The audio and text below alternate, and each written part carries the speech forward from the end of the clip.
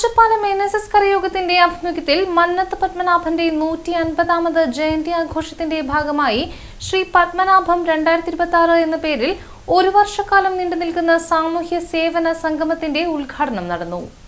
Anchappalam NSS കരയോഗ ഹാളിൽ നടന്ന പരിപാടി Kodungallur taluk union president C Rajasekharan ഉദ്ഘാടനം ചെയ്തു.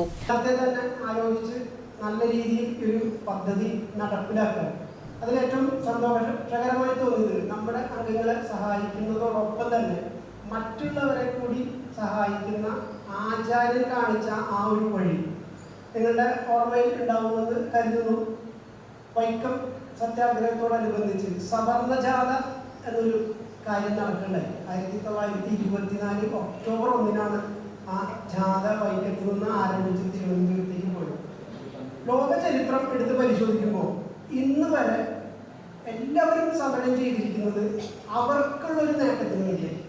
രാഷ്ട്രീയ പാർട്ടികളായിക്കോട്ടെ, മറ്റ് സംഘടനകളായിക്കോട്ടെ, എല്ലാം സമരവും പ്രക്ഷോഭങ്ങളും ഒക്കെ നയിച്ചിരിക്കുന്നത് അവരവരുടെ ആവശ്യങ്ങൾ നേടിയെടുക്കാൻ വേണ്ടിയാണ്.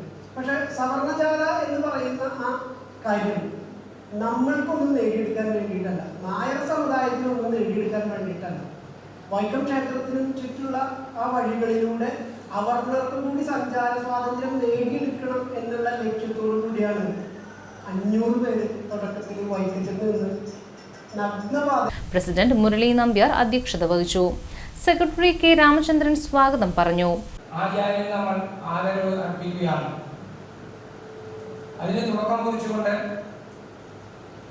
ഇന്ന് നമ്മളിവിടെ 1ാം ഘട്ട പരിപാടി ഉദ്ഘാടനം ചെയ്യാൻ പോവുകയാണ്.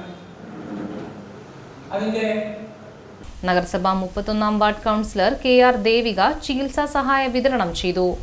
39ാം ward councillor TS Sajeevan, Parambikulangara NSS കരയോഗം president K Sreeraj, Sringapuram NSS കരയോഗം president KC Sudhakaran, TKS Puram NSS കരയോഗം പ്രസിഡന്റ് P കാർത്തികേയ മേനോൻ, വനിതാ സമാജം പ്രസിഡന്റ് പത്മാവതി വേണുഗോപാൽ, സ്വാശ്രയ സംഘം പ്രസിഡന്റ് ഗീതാ മുരളി തുടങ്ങിയവർ സംസാരിച്ചു. K രഘുമേനൻ നന്ദി പറഞ്ഞു.